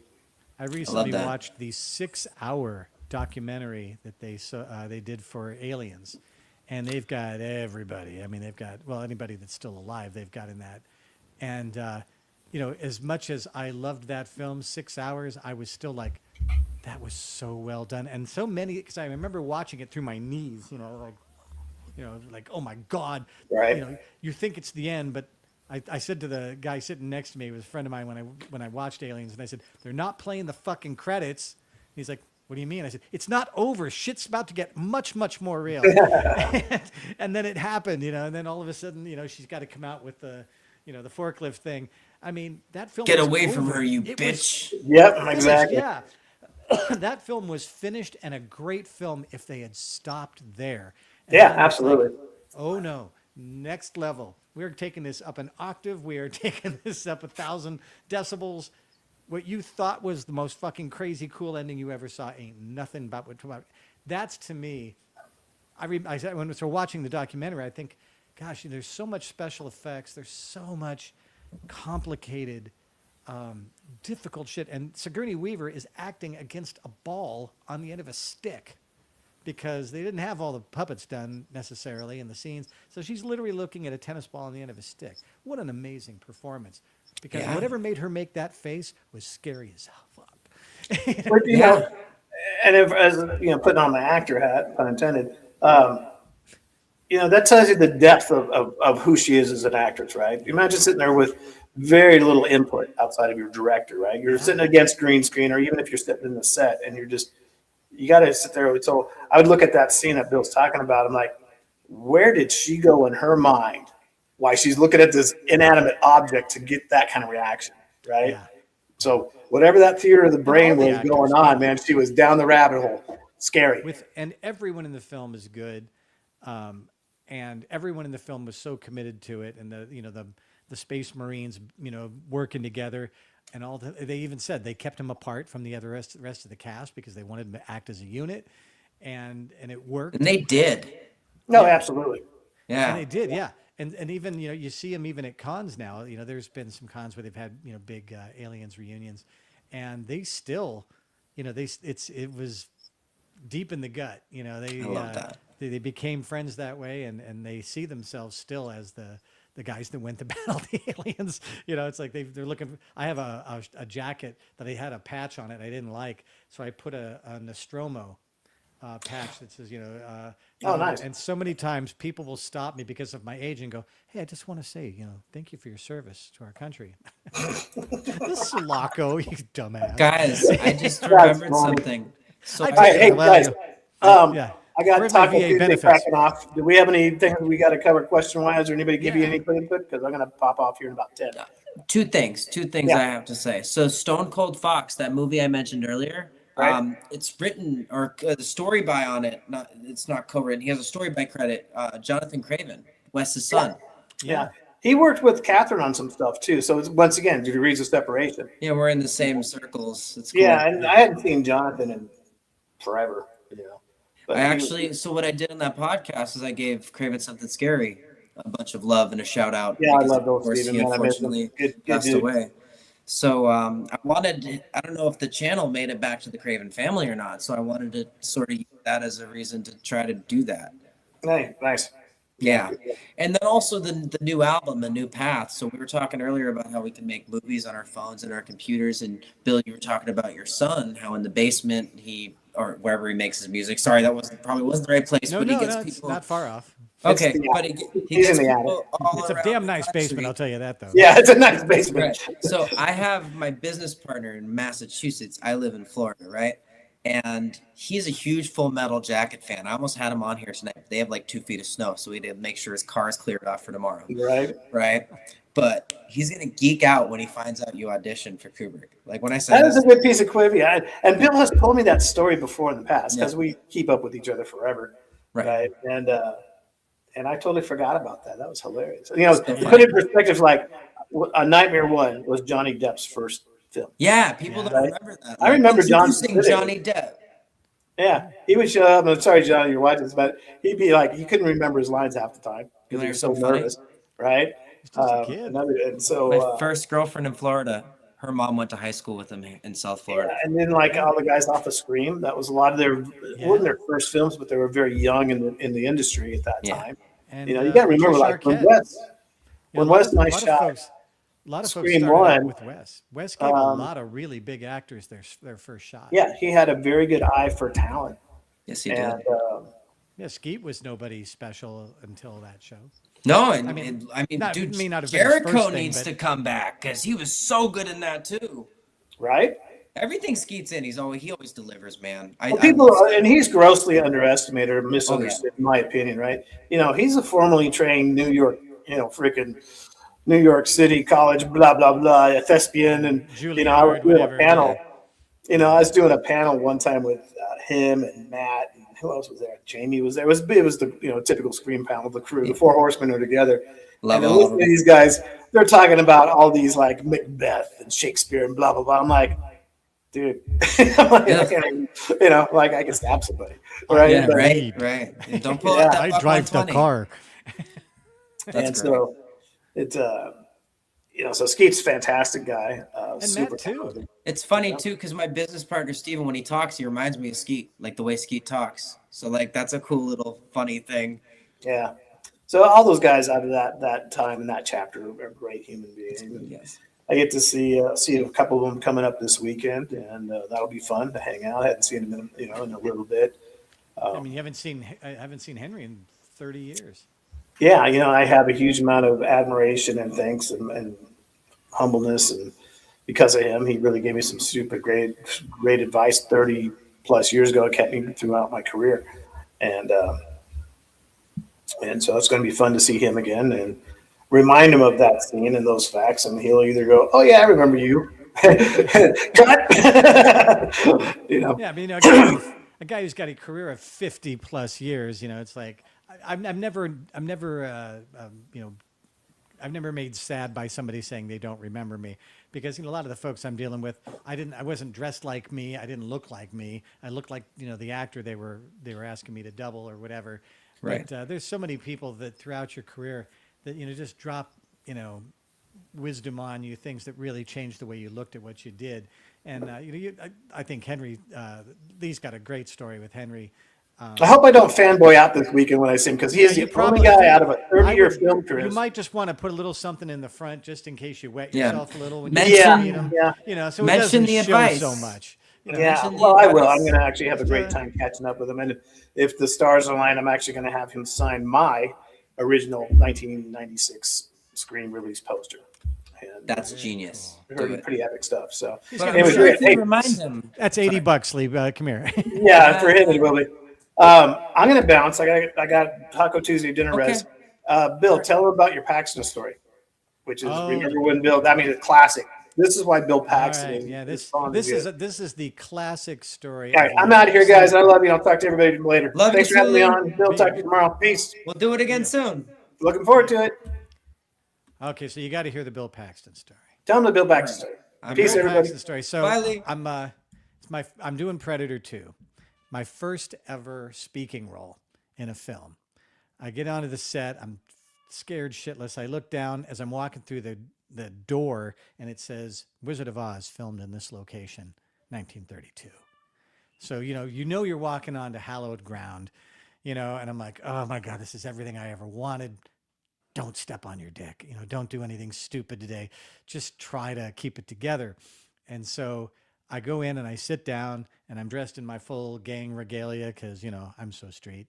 And the seat I'm in says Bill. So I sit down, and Bill Paxton walks up to me, and he goes, "Is your name Bill?" And I said, "Yeah." He's like, "Is it really?" I said, "Yeah." He goes, "That's my chair." I said, "Oh shit, dude, I'm so sorry." And I'm getting up and I'm cleaning it off. And he's like, "No, sit down. He said, "What are you doing today?" And I'm dressed in this gang outfit, and we called ourselves the Fudge Pack, but they called us the Wolf Pack. We looked like the Village People. It was pretty bad. But we're sitting there, and I said, "I'm just a gang member." And he says, "Don't say that." And I said, "Well, yeah, it's just a few lines." And he's like, "Did you ever see Terminator?" I said, "Yeah, of course. I mean, we all saw Terminator, And he says, "That opening scene, laundry day, nothing clean to wear. And, Arnold's standing there naked, and he and his two buddies, and they've all got, mohawks and spikes and all this stuff. And he said, that was my first real role where anybody knew who I was. And I said, it's an amazing scene. He goes, today's that day for you. That's beautiful. He says, don't let this day go by. You only get this one time. He says, is this your first time on camera? I said, no, but it's my first time speaking. And he said, this is that day for you. This is the day that your career takes on a whole new level. This is the day where you're going to film the scene. You're going to go to see it at a theater about 6 months from now, and you're going to see your face 60 feet across. And that's going to be you. And you only get today once. So relax. Take a breath, have a giggle, just do your best work today, because this is that day that you get to just kick it into gear and have the best day of your life. I love that. And I needed that today. Damn. Yeah. I didn't deserve it. He was just that guy that would just wanted to see everybody in the room have the best possible experience, do their best work, make the film that was going to make their career, today, not tomorrow, not the next film you do, in this little tiny part today. This is your chance to do that. And I've told people this story, and they said, best day of your life. And I'm like, I have to tell my wife otherwise, but yeah, I said, I have to tell her it was our wedding, or the day our daughter was born. That's or fair. Something. But I said it was, because I remember just really listening to that and really feeling it. And I remember as we got ready to do the scene, and the scene took about 4 days to do, I remember each day just being so excited, but to do my best work, not nervous. I mean, nervous, but that nervous was, today's the day I get to do this. Everything I ever dreamt of is happening today, and I'm ready for this now. I know exactly what I'm going to do. I'm going to have fun with it, and we're going to do a great scene. And was it Oscar-winning material? Yes. No, it wasn't. But I had so much fun with it, and I just remember having such a great time doing it. And I don't think I would have experienced it the same way without Bill Paxton reaching down to this nervous kid who clearly was shaking in his boots, and tell him it's all right. That's a really nice thing of him to do. Oh, what a cool thing. And like I said, he could have just told me to get out of his chair. Or to go fuck yourself. I mean, he was right to tell me to get out of his chair. It wasn't my chair. Yeah. But he really took his time and really made it. And we had a scene together, just very, very briefly. But it took 4 days to shoot. So there was really some time to hang out and interact. And just the most generous, kind, friendly, and generous is the word that just keeps coming back. Just that way with everyone. He really wanted to share with you anything he could give to you that would help you, whether it was just a kind word or some advice, or give you somebody to play off camera that really helped you to be in the moment, for that scene. And so that's my Bill Paxton story. I told that online one time, and I got 20,000 views overnight. Oh, wow. People said, what a great story you told us. That's not a story about me. It's a story about Bill Paxton. And that's why it took off, was because it was about somebody that and anybody who tells you a Bill Paxton story will tell you he was that way. And so I think everybody kind of knew he was that guy. And then when you get a little, confirmation. A little. It's like that with Wes Craven for me, man. When I hear things about Wes, you were his personal webpage developer for years. That's so cool. For years, he was. I have to say, when I started writing, I really thought about Wes's mindset that you don't, if you don't care about him, it becomes a formulaic piece of shit. And sure, you might sell it. Sure, you might even make a lot of money. But is that what you want to do? Is that your goal? Is it, if your goal is just to go make money, go into a different line of work, but if you want to affect people, if you want your art to do something, and I know, Wes was really focused towards the end in people seeing him as not a horror filmmaker, but as a filmmaker. So when he did Music of the Heart, and he had written a book that he wanted to see. Red Eye is not even a horror movie. That's more psychological thriller, right? Red Eye. Which one? Red Eye. Yeah. It's like, it's a PG-13 also. And you know, the first thing I did for Wes was a Disney TV show. Oh wow. We did something called Case Busters, my very first film or very first TV show. And Wes was directing it. Tony Caesar, that we talked about earlier, was the stunt coordinator, and there was a bunch of kids. And Wes did a lot of episodic television. But I just really felt, you know, from him and the way we talked about his stuff that, like, when I was making his website, he says, I don't want the walls to bleed. I mean, you can make it spooky, but don't go overboard. I want people to see me as a director, because when Music of the Heart comes out, you know, this is Meryl Streep he's working with. I mean, shit, try to find a more established, you know, American actress, or, you know, anywhere in the world, really. And that was for him, that sense of, I want people to see me as a director, not just a horror movie director, because horror movie directors work on low budgets with brand new actors, and they have to, you know, come up with crazy, wacky ideas. I don't see the Scream movies as horror. They're multi-layered, multifaceted, but he puts so much into them with shots and the way it feels. Yeah, and you read the script and the characters and everything. Yeah, you read the script first. You will not see any Wes Craven in it at all. No, it's just a straightforward fucking scary story. Yeah, yeah, and a good one. Yeah, you know, but Wes's sense of humor, Wes's way of turning the camera to face the right person at the right time for the right reaction shot, to make it funny, to the make shots it scary. of the mountains around Sydney's house during the sunset. He picked the perfect sunset. Did that quick zoom too, but it wasn't really a quick zoom. It was a new shot. Just the way he built it, so cool. One of the favorite shots, and he did it twice with Lee, actually. If you watch the opening, you know, sequence with Drew, there is this they call it over cranking, where it makes it just slightly slow motion. He's chasing Drew, and he brings his arms up, and the sort of trailers from the outfit kind of flow a little bit. And he did it also when Lee comes from behind the door to kill Henry Winkler, when he's killing Principal Himbry. Which is there. There's just a little, there you go. There's just a little moment of slow motion. And it wasn't to drag the scene out. It wasn't to, you know, there was no reason to do it except that he wanted this phantom-like feeling. This surreal sort of slow motion. You know, when something really scares you, sometimes things go into slow motion a little bit. That's what he was looking for. And so those little moments, you know, if you're there, you hear him do it, you're like, what are we doing? Why are we cranking this camera? But, you know, Wes had talked it over with his cinematographer, and this was something he wanted, and this is the way he was going to do it. And it's, you know, he saw himself as a director, but he didn't want that to be, you know, horror movie director to be his only, you know, the way that people looked at him. He wanted to have a legacy where people saw him as a filmmaker. Correct.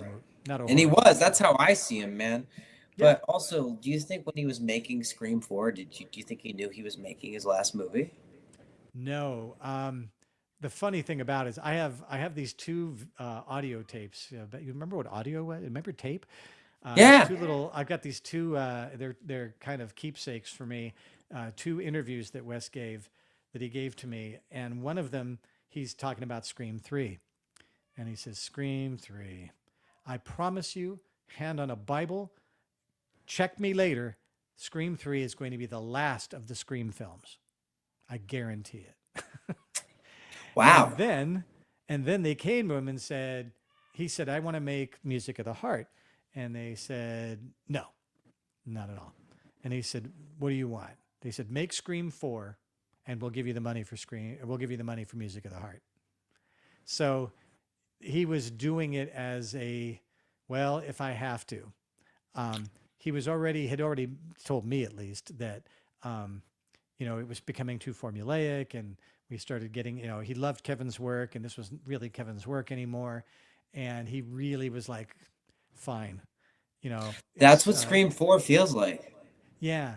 It's missing that on. Ever so, and it looks like he smeared lube on the camera. I don't know who thought of that. Yeah, I think he just, you know, it's like, okay, I'll make a good film. It is a good film. No, it's very good. It's not the caliber of a lot of his other work where he was deeply passionate about getting it done. It almost feels like a student film. I hate to say that in some parts. Some scenes of Scream 4 feels almost like a student film. Pretty good student films, but no, you're right. Yeah. Yeah, his heart was not 100% No, it wasn't. on that film. It He was had, for the original trilogy, though. yeah, oh, Even absolutely. Yeah, he especially had, 3 that he and Aaron Kruger did most of the writing on, right? And yeah. I love the commentary that they chose to do because of what they were pissed off about dealing with the producers. I love that. Well, and it's funny Biggest fuck you they because can give. Punk rock. when he got on to 3 and 4, his producer, Marianne Magdalena, Yeah, didn't Weinstein screw her over and not bring her back for number 4? yeah, Isn't that and part of the she actually had said dude? she didn't want to work with Tony Caesar anymore, and that's why Lee did Scream 1 and Scream 2, but he didn't do Scream 3 or Scream 4 because Wes had been kind of told by Marianne, we want to go a different direction, we want to do things differently, and we don't want you to use the same people. And I think that was a mistake. I think the people who were involved knew what they were doing, had the DNA of Scream, well in their blood. And so I think This is things making a kind of lot took, of sense yeah, to it me. just it hollowed Because out some of the look at soul. Kevin Smith. He left that crowd too. Those producers, the same circle, to Sometimes keep you, using the same actors because he likes to do that. They let Quentin do it. yeah, Quentin used. I mean, how many times has he used Samuel Jackson? How many times Yeah, has he for used, their movies. Yeah, and they're great movies because he knows he can But depend why on is these Quentin the people. only one that could get away with? What? Way more of a legendary filmmaker. I'm sorry. Yeah. Quentin is kind of a dickhead and a weirdo. I'll be real. Yeah, but I mean, you can't argue with the quality of his films. I mean, Oh, there are they're people who great. don't like him at all. I mean, there's I just my son forced me I to just watch. don't like what he said about Dana Lillard and Owen Wilson. That just was uncalled for. No one No, asked. it's unnecessary, and who gives a shit what you Yeah, think? I mean, back to what you were my saying about your son. That's more important. well, here's what somebody said. I say to somebody, so I'm a guitar player. I got a couple of really. Oh, Yeah, see him please. down there. Let's see. There you go. There's a couple nice guitars. Nice. What are they? So I play, and somebody will say, "Well, who's the best guitarist ever?" I'm like, there is no best ever.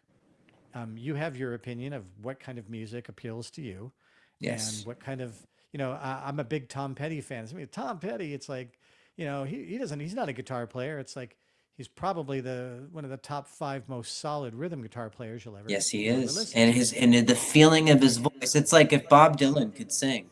Yeah, and he says, I'm that's kidding. funny. Bob That's a good Dylan was a line. huge influence, and they were in the Traveling Wilburys together. Yeah. But yeah, But when somebody says, well, that's just your opinion, it's like, yeah, and yours is just if Steve Vai says this guy's a great guitar player, that means that's what Steve Vai thinks. There are some shredders that Steve Vai says he can't listen to, yet there are some other shredders he said, oh my God, I wish I was as good as that guy. Generally speaking, in this world, everybody's going to have an opinion. Yeah. And I don't, like I said, I'm not a huge fan of the Terrifier films. That kind Me of stuff. neither. It's hard for me to watch. But I don't Yes. tell somebody, it's you should the watch it's the children dying on camera, little children dying on camera. I just can't do it. Yeah. I mean, Chapter and 2, I almost walked out of it when the kid he's got going crushed. for. I don't need to see that. He's going specifically to press a nerve, I know. and that's absolutely fine. Yes, Just not because my I don't thing. enjoy it doesn't mean other people shouldn't or should feel like I'm. And I gave it a putting fair them down. shot. I'm not. Right? It's not like I said, no, I'm never going to watch this. I gave it a fair shot. It's just not for me. Yeah, and that's perfectly fine. There's, I don't love rom-coms, I and do. there's some. I'm That's sure a there's some secret. great Fuck, ones out release there. that to the public. I said I love rom-coms. Oh, no. Oh no, yeah. There's a lot. I'm a huge Western. I like a fan. good rom-com. Even the shitty Westerns are fun. Shitty Westerns are but I fun. get it. There are people who don't like it, and that's okay. You would think, you're though, allowed to with- like something I don't like, and With you're allowed to Reservoir hate Dogs something being I my love. favorite Quentin movie, right? It's his Which first one? one. Reservoir Oh, Dogs. yeah. It's my favorite. It And takes I place just in one recently location. watched that. I right? just watched it for the first time, maybe Wow, 6 what'd you months think? ago. You like Yeah. it? Oh Okay, yeah, so yeah. so many Hateful great Eight is performances. like a Western version of that. It all takes place in one location, and I fucking hate that movie. Well, and there's Django's a much better Western. so many things that he did. I mean, there's one of my favorite things. I told Lee about this when we were talking about filmmaking one day. I said there's a scene in Reservoir Dogs where Harvey Keitel leaves the room, and there's a guy laying over here dying. Tim Roth's over here dying, and he says, Screaming, "I got to realistically. I got to go to the kitchen for a minute." And nothing is on camera. You're looking down an empty hallway. Now that's a choice. Why? And Let so you we sit talked with about, it. for 10 minutes, we talked about why did he have Harvey Keitel walk off screen for 10, 15 seconds and have no sound. It's not like you hear him doing something. You don't hear Tim Roth over here dying or bleeding or whatever he's doing. They just gave you this 5 to 8 second nothingness looking down a hallway with no one there. And I said to Lee, that's a very specific choice because you'd have cut it if it was a mistake. Right. You would have, if somebody said, why did you do that? He gave him a reason to give me that 8 seconds of empty hallway. And so I told him, I said, when I watch that, I am as a filmmaker, I want to analyze what that did because it was there for a reason. Maybe I don't understand it. Maybe I do. I don't know. But I kind of look at that and I think that to me, when somebody makes a film that I look at and go, you made some really cool, interesting choices here as a filmmaker. Now, when I watch the movie, I don't want to see that stuff. I want to just watch and enjoy it. But when I watch it the second, third, 12th, 15th, 100th time, I look at those things and go, that was an interesting choice. Right. And that's then you start dissecting. Well, that's the some of same his thing genius. with the But ear thing. why, I is can't it hear good? Stuck in the Middle with You the same after Yes. seeing that scene, man. It Yeah. invokes the memory of that scene. It makes you And- uncomfortable. So and, maybe that was on purpose. You And know what I mean? Madsen grabbing the ear and going, hello, hello. Oh, yeah. You know, which is, Oh. an ad lib moment that's so dark and fucking amazing. But I look at those things, and when somebody says, like my wife is not a Tarantino fan at all. My son, huge fan. My daughter, not at all. I'm hit or miss. Well, they're not wrong. It's just not their thing. Yeah. It's not their kind of movie. The gore is too much. The Kill Bill stuff does Too no many appeal to N-words them at all. for a And white it's guy okay. writing it. So when somebody says, "Is Should be Quentin Tarantino zero. the greatest director of all time?" I'm like, there is no greatest. There is no best. It's an opinion, and my opinion means no more than yours, no matter how exalted I might be. That's why when people said, was Quentin, wrong for saying that about Matt. No, it's his opinion. And it's in his opinion, and it shouldn't. But he matter pissed more off than a lot but of it people. Does. And it does matter to. It could actually have a negative impact on someone's career. So that part, the opposite has happened. Look at Matt. It's Yeah, just Matt's still him. doing great, but it hurt Matt's feelings, and it was unnecessary to me. But what is Owen Wilson and Paul Dano up to right now? Like, Yeah, I don't kick them wanna- while they're not doing anything, really? Come on. To be mean for the sake of being mean is not no cool. go. No. He wasn't lashing out at them per se. You just but- say you don't really care for them, and that's it. Or Don't. you said, I've done a fair number of podcasts, and I don't tell negative stories about actors who were uncool Horrible. to me. Yeah. Because Smart. the thing is, 99.9% of the time, I was having the time of my life. Yeah, Having exactly. more fun than you could possibly imagine, living my dream. And if somebody's a dick, that's not on me. There's ways to make points without naming names too. Yeah. You know what I mean? Like, yeah, and for the most part, it's such a small fraction of my experience. Why focus on the part that was unpleasant? Because when I'm at a convention and somebody says, like when I tell you the Bill Paxton story, people love that story because it's a great guy that you heard great things about. And that makes you feel good. You're like, you know what? I could just tell he was that way. If I tell you about somebody being a dick, it's like, oh, he seemed like a nice guy. That's sad to hear that. or I figured as much. Yeah. Does it? I mean, who does that help? It doesn't make Nobody. me look like a bigger. Doesn't make me look like That's a bigger just man. It doesn't. Really, make him what look is like it? a It's better just person. leveling to the evil. It's gossiping. Evil doesn't Yeah. care who wins or loses. It just wants you to feed in. Yeah, and for me, like I said, it's such a small period of time and so few instances of that that it's unmemorable, except that it was one of the few bad times.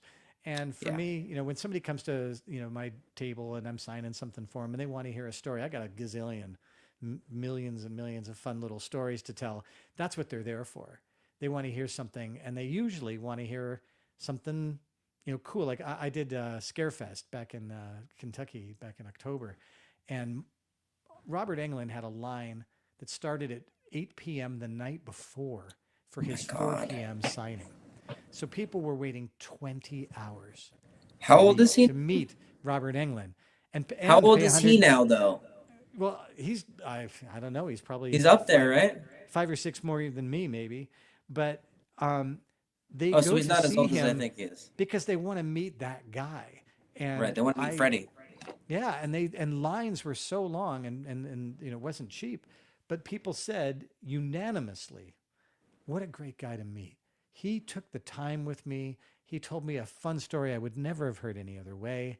And the thing he wrote, I told him, write whatever you want. And he came up with something I've never seen before.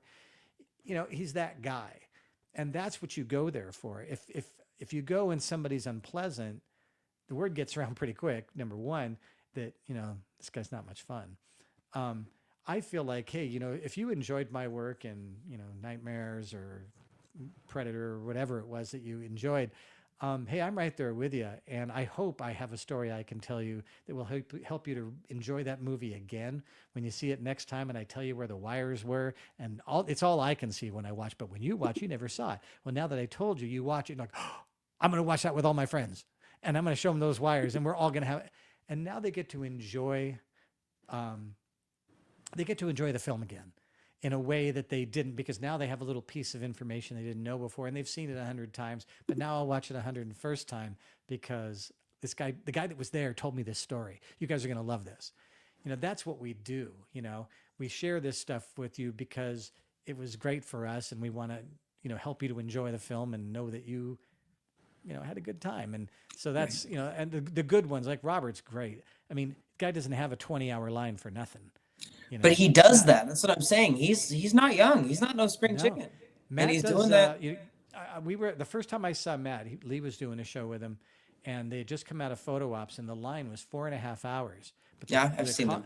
But the con was only open for 3 more hours. Well, he's also Shaggy. So remember that. He's also Shaggy. It's not just Scream. And Five Nights at Freddy's. He's got all those things. But he went out and I liked him in The Descendants a lot. That was a really good movie, George Clooney. He played the one that was fucking his wife. So good. But he in the bridge. He high-fived everybody in line that waited.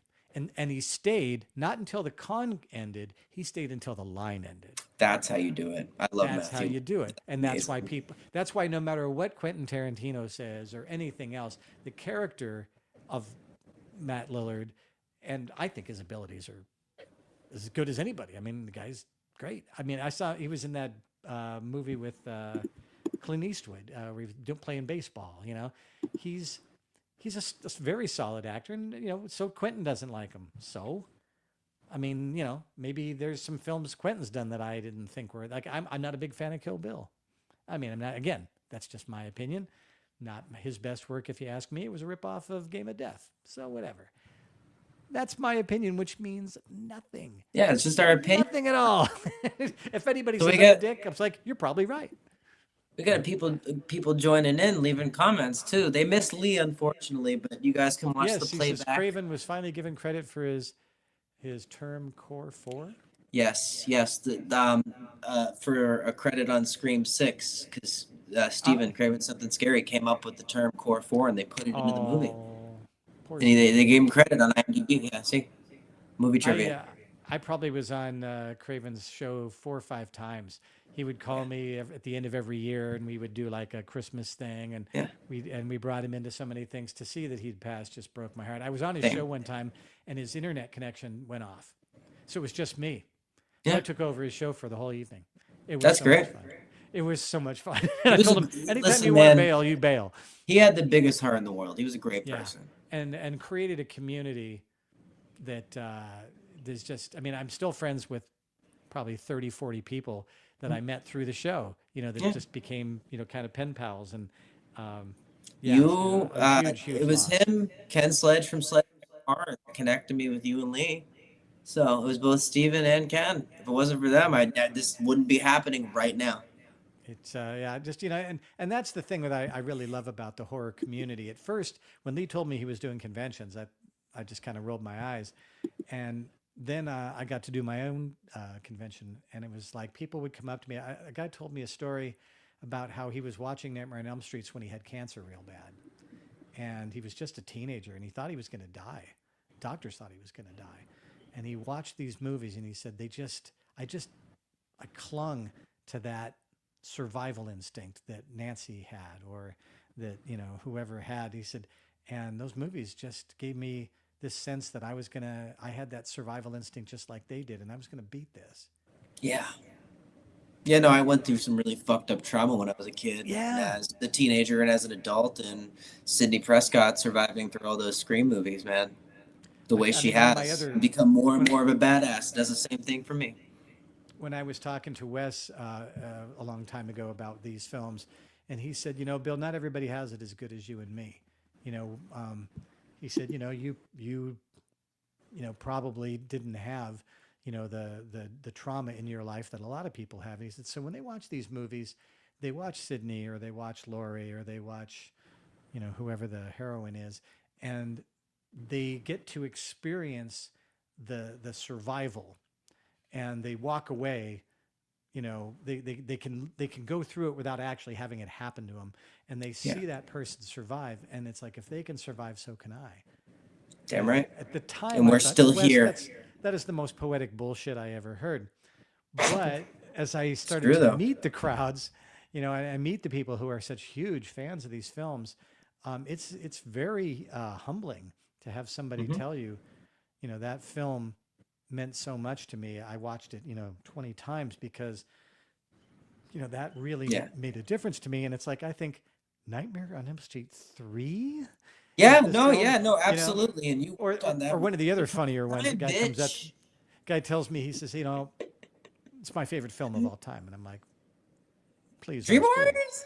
And I'm like, why? And he says, Oh I'm sitting God. at this movie and it's the first time I ever That's your gone out on favorite movie of all time though? The well, first that's one the though. guy. The Come guy says, on. I'm on a date and this girl that I'm with it was really warm. It was summer. And so she's wearing kind of a loose t-shirt with, no bra. And That's why. That's he why. goes, and she cuddles up next to me and she, right on this hand. And I got my first side action. Okay, well that has to be his favorite movie of all time. Come That's on. it. I told him, I said, let's be clear here. This has less to do with Nightmare on Elm Street 3's performances and a little Yeah. more with, Susie's boob. And another guy, my dad took me out to see Nightmare 3, and we didn't tell my mom.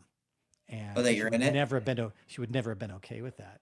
And we went out for a nice big steak, and then we watched the Hold on a movie second. So together you got to watch a movie that you worked on with your dad in the theater, and then you for the went and first celebrated time. a mistake. That's fucking great, man. And they never told their mom.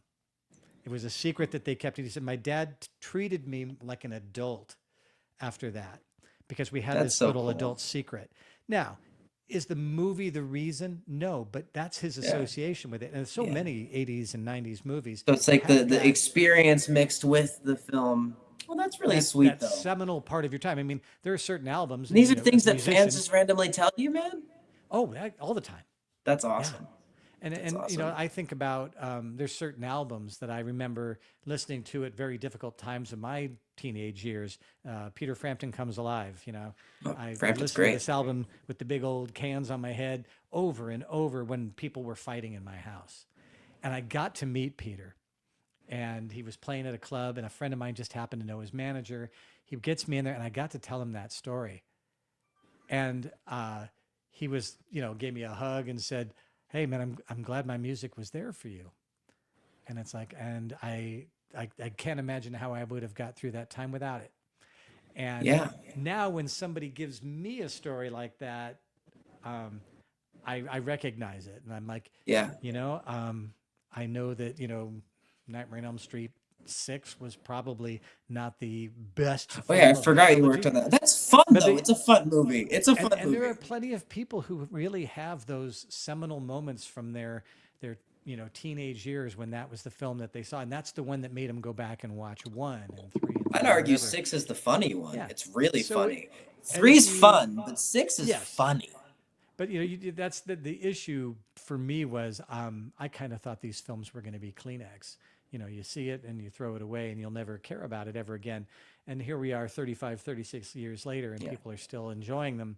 Yeah. And you get, and again, I had to kind of change my mindset and go, let me watch them again and remember, that this was something someone saw at a very different point in their life than I made it in. And you get to kind of go back and experience it as they experienced it. And then it helps you to, really, like I watch them now, not so much for my own pleasure as people will ask me very, very detailed questions. And I was like, fuck, man, this is 40 years ago. I don't remember. You gotta do this your shit. trivia. Now rewatch it a bunch of times as much as they do. Yeah, I mean, I'm, borderline dementia here. Don't expect me to remember too No, much. be nicer to yourself. Well, it's funny.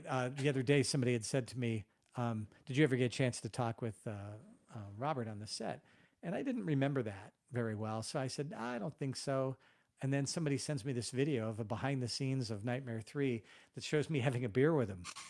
That's And fucking the hilarious. funny part of it was I was able to put it through my software and have it generate the dialogue so I could actually hear what the conversation was. And then it all came back. Oh shit, that's how it. Yeah, if you remember, that's what I was saying to Lee earlier. If he reminds Henry Winkler this weekend about the advice that he gave him directly, he might actually remember. It'll come back. Yeah. Yeah. Because the basic generalization of that story was Lee was a little intimidated because we grew up watching Happy Days and Fonzie. Hey. Yeah, and everybody had the hey T-shirts and all that stuff, and Lee was just being very. He nerded out. That's okay. I'm nerded out with talking to you guys. He didn't want to hurt him, because he was supposed to hit him. And, oh yeah. And Henry's like, hit me. And he's like, well, I don't want to, I've been told to be careful. And he's like, bink. And he thwacked Lee in the head and said, now will you hit me? And Lee's like, I don't do that. Bink, bink, bink. And Henry started fucking with him. And then when they got to do it, Lee was kind of like, all right, you want to play ball? You want to play a ball with me? Oh, you want to fuck with me? Okay, great. Let's fuck. And he, gave it to him really good and hit him pretty good. And afterward, Henry said, thank you. That's what I wanted.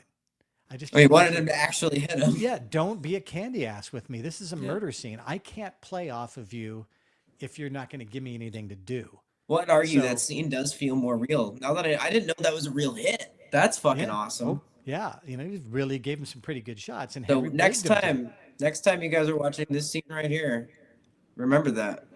That's awesome. And I don't know if you saw the thing recently. Drew Barrymore on her show was talking about how Wes prepared her for the opening scene. And we talked about it before. Yeah, wasn't it the gasoline on the puppies? They were pouring gasoline. Yeah, now she told me that story. Wes never told me.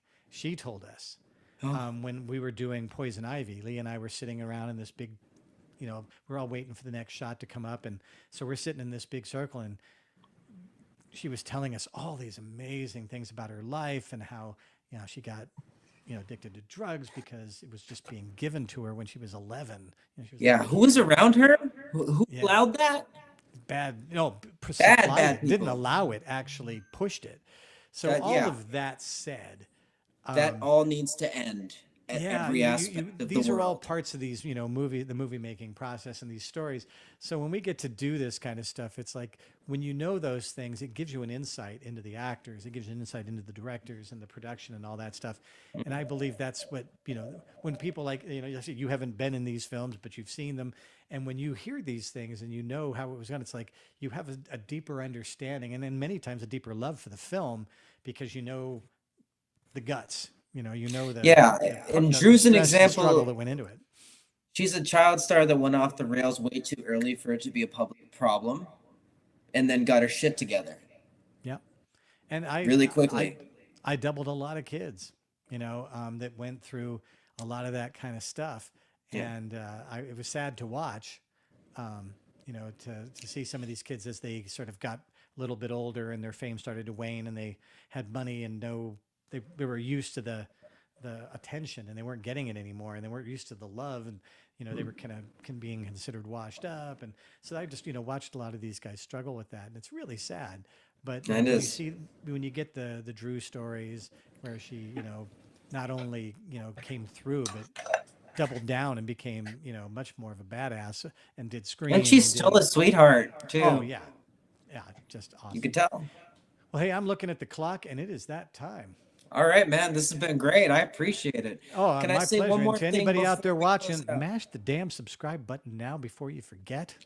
And there was one thing I wanted to throw out there that I meant to add to my ADHD kind of, and I wanted to say it before we go, is this whole new 996 album that Lee helped promote. I made it all on my computer, man. It's all the audio engineering school. Yeah. It sounds It's like I made it on amazing. the 48 track console.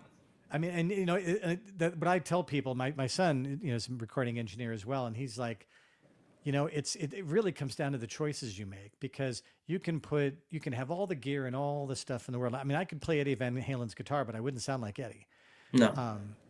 And it's the choices you make. It's the way you make it. It's the if you're, you know, you've got those digital tools, but how do you use them? Exactly. You know, and then how heavy handed are you? Are you smart with them? Are you, you know, which It takes track, schooling. yeah, which track did you pick? Which was the one that spoke to you? Are you the one to pick out the track that speaks to them? You know, there's so much that goes into it. It's very much any creative endeavor like this, especially with a band where you've got everybody's got their parts and you want to pick their best performance, but those performances have to fit together. And yeah, it's the same thing with film. I really, writing was really wonderful because I didn't have to listen to anybody except the voices in my head. But now that I want to make it a film, I have to say, I got to release this to everybody and say, I need you to have your vision, even if it doesn't perfectly align with mine. I want those actors to play those parts, but hey, you don't have to play it the way I dreamt it. You know, you get to play it your own way. So it's a real interesting collaborative mind fuck. Because now I have to give this away. You know, I'm excited to read the books and then watch the films, man. Yeah, I really hope you enjoy them. If you do, let me know. Like, text me and tell me what you thought. Of course. I hope it messes with you the way it does with most folks, and that you come away going, he doesn't get to come on the show anymore. No, I'll have you back on. That's fine. Let's do it I've again. had so many always people great... go, I loved your book, but I'm not going to eat with you anymore. Well, it's funny. And you'll know why. Lee, we planned 30 minutes. He did an hour. I didn't even expect to do more after that, man. This has been great. Like, and you also, you know, we're going to be we're going to be sort of in your area. Lee and I are doing a show in it's called Geeked, and it's in Shreveport. So we may have to drag you up there and let me know. I'd love to actually hang out with you guys in person. It would be, great. Awesome. Like I say, we're doing a thing called Gathering of the Ghost Faces. We're going to do a world record. How many ghost faces can we have in one place? I got the costume. I got the mask. That's it. Come on up and be part of the world record, baby. All right, it's going to be a good time. And shout out to Jones Death Note and mid-August in 2023 for watching and commenting. Jones Death Note's a friend of mine from school. Thank you, William R. Perry. We love you, man. Shout out to Lee Waddell. I hope he watches the rest of this. It's a great convention this weekend. You're going too, right?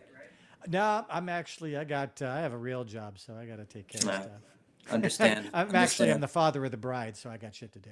Oh, good for you. Congratulations, man. Thank you. It's the worst thing in the world. Congratulations to your daughter, too. Wow, right on. That's great news. Tear my heart. And when you read my book, you'll get a chance to know who my daughter is, because she's in it very, very cool. Clearly. Yeah. That's awesome, man. All right, man. I'm going to do a quick closeout. Yeah. Thank you for everyone for listening. Thank you to everyone for listening to and watching the Dreaming Insomniacs, and have a great rest of your day. The podcast. I forgot that part. All right. Bye, everyone. Take care.